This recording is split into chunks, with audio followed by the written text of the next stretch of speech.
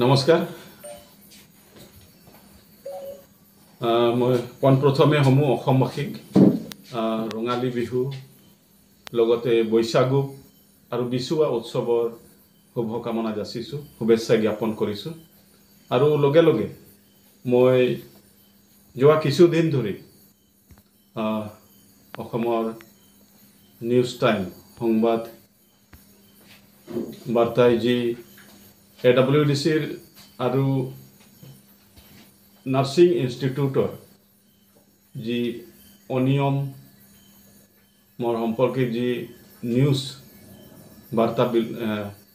প্ৰচাৰিত হৈ আছে এই সংক্ৰান্তত কিছু কথা ক'বলৈ ওলাইছোঁ হয়তো এইটো মই মোৰ তৰফৰ পৰা স্পষ্টীকৰণ হিচাপে দিব বিচাৰিছোঁ কিয়নো আমি পাঁচটা যি সশস্ত্ৰ সংগঠন আছিলোঁ আকমা BCF আনলা STF আৰু আপা এই পাঁচটা সংগঠনে সমূহ অসমবাসীৰ আদিবাসীৰ দুখ বেদনা আবেগ অনুভূতিক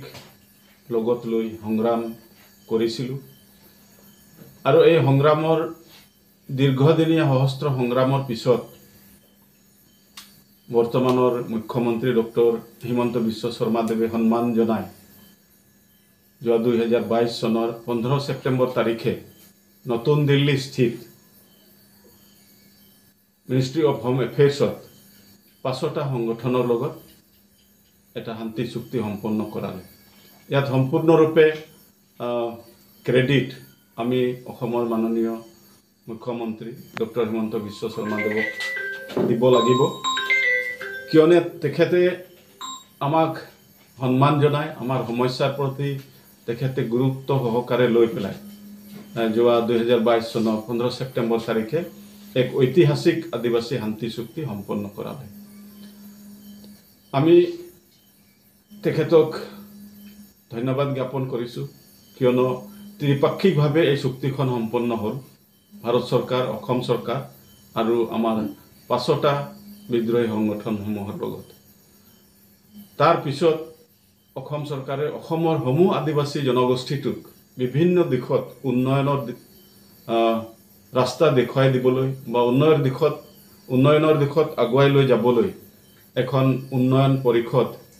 অসমত গঠন কৰি দিলে আৰু গঠন কৰাৰ পিছত 16 জনীয়া EMৰে শপত গ্ৰহণ কৰাই এই কাউন্সিলৰ কাম কাজবিলাক আগবঢ়াই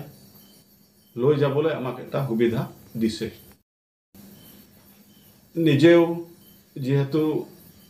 বহু কথা ভাবি চিন্তি আমি পোনপ্ৰথমে আমি মানৱ সম্পদ গঢ়িব লাগিব বুলি আমি সিদ্ধান্ত থিৰাং কৰিছোঁ তাৰ লগে লগে আদিবাসী জনগোষ্ঠীটোৰ বিভিন্ন দিশৰ যি সমস্যাবিলাক আছে উন্নয়নৰ দিশৰ যি কথাবিলাক আছে সেইবিলাক আমি চালি জাৰি আগলৈ কাম কৰি যাম বুলি দৃঢ় সংকল্পবদ্ধ হৈছোঁ তো কিছুদিন আগতে হয়তো আমি এটা সিদ্ধান্তত উপনীত হৈছিলোঁ যে মানৱ সম্পদ আমি কেনেকৈ গঢ়িম তো আমি UPSC কোচিঙত 50 জন আমাৰ ছাত্ৰ ছাত্ৰীক আমি আগবঢ়াই দিছোঁ তাৰ লগে লগে 238 জন ছাত্ৰ ছাত্ৰীক আমি নাৰ্ছিং ট্ৰেইনিঙত আমি আগবঢ়াই দিছোঁ কিন্তু আমি সংবাদ মাধ্যমেৰে চাবলৈ পালোঁ বা বুজিব পাৰিলোঁ যে হয়তো নাৰ্ছিং ইনষ্টিটিউটৰ দোষেই হওক বা আমাৰ AWDCৰ দোষেই হওক জানিতে বা অজানিতে কিছুমান টেকনিকেল প্ৰব্লেম হোৱাৰ কাৰণে হয়তো কিছু আদিবাসী ছাত্ৰ ছাত্ৰীয়ে আজি কষ্ট ভুগিবলগীয়া হৈছে আমি বৰ দুখ পাইছোঁ আৰু এই সংক্ৰান্তত অসমৰ গোটেই অসম জুৰি আদিবাসী দল সংগঠনসমূহে প্ৰতিবাদো কৰি আছে মই আহ্বান ৰাখিম এই বিষয়টোলৈ যাতে আমাৰ আদিবাসী জাতীয় দল সংগঠনসমূহে বেছি উত্তেজিত নহয় AWDCক যাতে সুপৰামৰ্শ আগবঢ়ায় যাতে সকলোৱে মিলি এই সমস্যা যি উদ্ভৱ হৈছে এই সমস্যাখিনিক আমি সমাধান কৰিবলৈ এটা ৰাস্তা পাওঁ আৰু লগে লগে যিহেতু WDCৰ গাৰ্জেন স্বৰূপ আমাৰ মন্ত্ৰী পীযুষ হাজৰিকা আছে আৰু আমাৰ WDCৰ গাৰ্জেন স্বৰূপ আমাৰ অসমৰ মাননীয় ডক্টৰ হিমন্ত বিশ্ব শৰ্মাদেৱ আছে। তেখেতসকলে নিশ্চয়কৈ আদিবাসী জনগোষ্ঠীটো উত্তৰণৰ কাৰণে চিন্তা চৰ্চা কৰি আছে আৰু তেখেতসকলে নিশ্চয়কৈ এই উঠি অহা ল'ৰা ছোৱালীক যাতে ভাল দিশ দেখুৱাব পাৰে সেই ক্ষেত্ৰতো তেখেতসকলে চিন্তা ভাৱনা কৰিছে। গতিকে যিহেতু এই বিষয়টো আজি উত্থাপন হৈছে, আজি সেন্সিটিভ ইস্যু আহিছে, গতিকে আমি আমাৰ মুখ্যমন্ত্ৰী মহোদয়লৈ আহ্বান ৰাখিম যাতে এই সমস্যাটো তেখেতে যিমান পাৰে খুব সোনকালে যাতে আমাক সহায় কৰে আৰু এই বিষয়টো, এই উত্তেজিত বিষয়টো যাতে নিষ্পত্তি কৰিব পৰা যায় তাৰ ক্ষেত্ৰত যাতে মন্ত্ৰী মহোদয়সকলেও আমাক সহযোগ আগবঢ়ায়। নাৰ্ছিং ইনষ্টিটিউটৰ বিষয়ববীয়াসকলকো আহ্বান জনাম যে তেখেতসকলে আমাক অৱগত কৰিছে যে অহা 16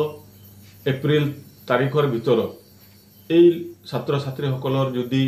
উচিত ব্যৱস্থা নহয় তেনেহ'লে তেওঁলোকেও দায়িত্ব নলম বুলি আমাক অলৰেডি কথা দিছে। গতিকে মই তেখেতসকলকো আহ্বান জনাম যে এতিয়া বিহুৰ বতৰ আৰু বিহুত সকলো ছাত্ৰ ছাত্ৰীক তেখেতসকলে ছুটি দিছে।